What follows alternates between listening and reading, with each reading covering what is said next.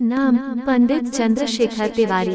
जन्म 23 जुलाई 1906 भाभरा, मध्य प्रदेश। पिता पंडित सीताराम तिवारी, माता जागरानी देवी। चंद्रशेखर आजाद एक महान भारतीय क्रांतिकारी थे। उनकी उग्र देशभक्ति और साहस ने उनकी पीढ़ी के लोगों को स्वतंत्रता संग्राम में भाग लेने के लिए प्रेरित किया।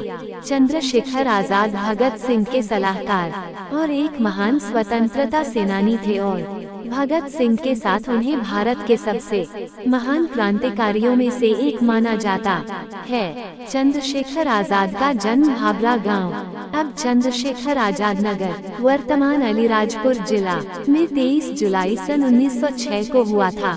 उनके पूर्वज बदरका, वर्तमान उन्नाव जिला से थे। आजाद के पिता पंडित सीताराम तिवारी संवत 1956 में अकाल के समय अपने पैतृक निवास बदरका को छोड़कर पहले कुछ दिनों मध्य प्रदेश अलीराजपुर रियासत में नौकरी करते रहे, फिर जाकर भाभरा गांव में बस गए। यही बालक चंद्रशेखर का बचपन बीता। उनकी मां का नाम जागरानी देवी था। आजाद का प्रारंभिक जीवन आदिवासी बाहुल्य क्षेत्र में स्थित भाभरा गांव में बीता। बचपन में आजाद ने भी बालकों के साथ खूब धनुष बाण चलाए। चंद्रशेखर कट्टर सनातन धर्मी ब्राह्मण परिवार में पैदा हुए थे। इनके पिता नेक, धर्मनिष्ठ और ईमान के पक्के थे और उनमें पांडित्य का कोई अहंकार नहीं था। वे बहुत स्वाभिमानी और दयालु प्रवृत्ति के थे। घोर गरीबी में उन्होंने दिन बिताए थे और इसी कारण चंद्रशेखर की अच्छी शिक्षा दीक्षा नहीं हो पाई, लेकिन पढ़ना लिखना उन्होंने गांव के ही एक बुजुर्ग मनोहर लाल त्रिवेदी से सीख लिया था, जो उन्हें घर पर निःशुल्क पढ़ाते थे। बचपन से ही चंद्रशेखर में भारत माता को स्वतंत्र कराने की भावना कूट कूट कर भरी हुई थी। इसी कारण उन्होंने स्वयं अपना नाम आजाद रख लिया था। उनके जीवन की एक घटना ने उन्हें सदा के लिए क्रांति के पथ पर अग्रसर कर दिया। 13 अप्रैल 1919 को जलियांवाला बाग अमृतसर में जनरल डायर ने नरसंहार किया। उसके विरोध में तथा रॉलेट एक्ट के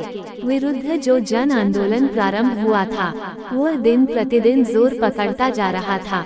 आजाद सच्चे देशभक्त थे।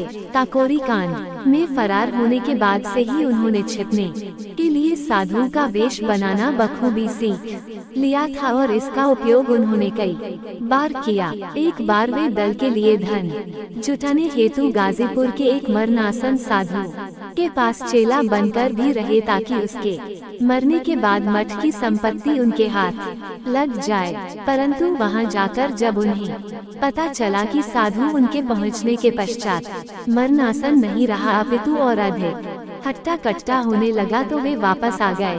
प्रायः सभी क्रांतिकारी उन दिनों रूस की क्रांतिकारी कहानियों से अत्यधिक प्रभावित थे। आजाद भी थे, लेकिन वे खुद पढ़ने के बजाय दूसरों से सुनने में ज्यादा आनंदित होते थे। एक बार दल के गठन के लिए बम्बई गए तो वहां उन्होंने कई फिल्में भी देखी। उस समय मूक फिल्मों का ही प्रचलन था, अतः वे फिल्मों के प्रति विशेष आकर्षित नहीं हुए। चंद्रशेखर की प्रारंभिक शिक्षा घर पर ही प्रारंभ हुई। पढ़ाई में उनका कोई विशेष लगाव नहीं था। इनकी पढ़ाई का जिम्मा इनके पिता के करीबी मित्र पंडित मनोहर लाल त्रिवेदी जी ने लिया। वह इन्हें और इनके भाई सुखदेव को अध्यापन का कार्य कराते थे और गलती करने पर वेद का भी प्रयोग करते थे। चंद्रशेखर के माता पिता उन्हें संस्कृत का विद्वान बनाना चाहते थे, किंतु कक्षा 4 तक आते आते इनका मन घर से भागकर जाने के लिए पक्का हो गया था। ये बस घर से भागने के अवसर तलाशते रहते थे।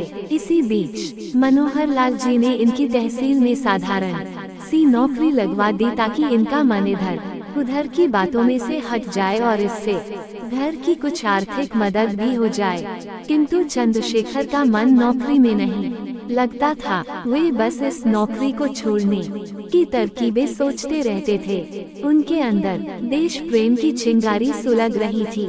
यही चिंगारी धीरे धीरे आग का रूप ले रही थी और वे बस घर से भागने की फिराक में रहते थे। एक दिन उचित अवसर मिलने पर आजाद घर से भाग गए। 1922 में जब गांधी जी ने चंद्रशेखर को असहकार आंदोलन से निकाल दिया था, तब आजाद और क्रोधित हो गए थे। तब उनकी मुलाकात युवा क्रांतिकारी प्रणवेश चटर्जी से हुई, जिन्होंने उनकी मुलाकात राम प्रसाद बिस्मिल से करवाई, जिन्होंने हिंदुस्तान रिपब्लिकन एसोसिएशन की स्थापना की थी। यह एक क्रांतिकारी संस्था थी। जब आजाद ने एक कंदील पर अपना हाथ रखा और तब तक नहीं हटाया जब तक कि उनकी त्वचा जल न जाए, तब आजाद को देखकर बिस्मिल काफी प्रभावित हुए। इसके बाद चंद्रशेखर आजाद हिंदुस्तान रिपब्लिक एसोसिएशन के सक्रिय सदस्य बन गए थे और लगातार अपने एसोसिएशन के लिए चंदा इकट्ठा करने में जुट गए। उन्होंने ज्यादातर चंदा सरकारी तिजोरियों को लूटकर ही जमा किया था। वे एक नए भारत का निर्माण करना चाहते थे जो सामाजिक तत्वों पर आधारित हो।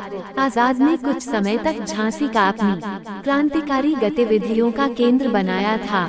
झांसी से 15 किलोमीटर की दूरी पर ओरछा के जंगलों में निशानेबाजी का अभ्यास करते रहते थे। वो अपने दल के दूसरे सदस्यों को भी निशानेबाजी के लिए प्रशिक्षित करते थे।